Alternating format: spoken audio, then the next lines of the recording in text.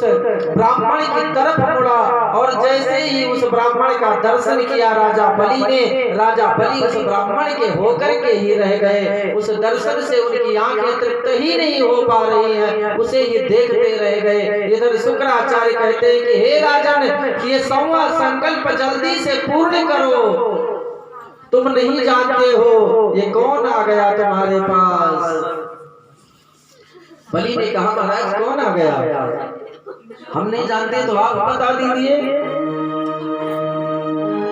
तो शुक्राचार्य ने कहा कि ये वही छलिया है, नारायण है, इसके चक्कर में मत फंसो, नहीं तो तुम्हारा सब काम किया कराया चौपट हो जाएगा।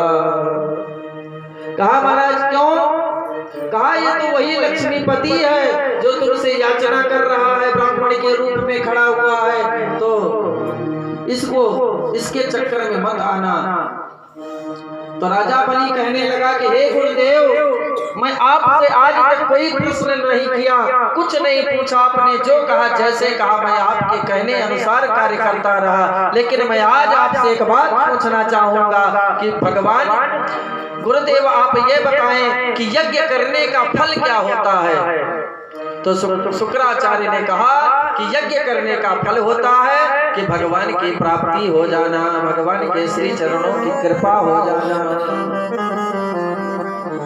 तो कहा महाराज अब मुझे इस यज्ञ की क्या आवश्यकता है, जब आप कह रहे हो कि ये लक्ष्मीपति ही स्वयं तुम्हारे यहाँ भिक्षुक बनकर के खड़ा हुआ है, जब सारे संसार को देने वाला आज मेरे सामने हाथ फैलाए खड़ा हुआ है, इससे बड़ा सौभाग्य से बड़ा यज्ञ का फल मुझे क्या प्राप्त होगा महाराज। आज जो कुछ मांगता है ये ब्राह्मण मैं देने के लिए तैयार हूँ। आज मैं आपकी बात को कदापि नहीं मानूंगा, कदापि नहीं मानूंगा। ये मेरा हृदय विचलित हो रहा था गुरुदेव, मैं आपकी आज्ञा का उल्लंघन करने का पाप अपने सिर पर ले रहा हूँ, लेकिन इस ब्राह्मण की याचना को पूरी किए बिना मैं नहीं रह सकता हूँ। ऐसा कह करके और बलि ने उस बामन भगवान को वचन दे दिया कि ब्राह्मण मांग लो, तुमको जो मांगना है, तुमको राज चाहिए, धन चाहिए, वैभव चाहिए, हीरे चाहिए, जवाहरात चाहिए, मोती चाहिए, तुमको द्रव्य चाहिए, तुमको सेवक चाहिए, सेवकाएं चाहिए, हाथी घोड़ा क्या चाहिए, तुमको जो चाहिए वो मांग लो।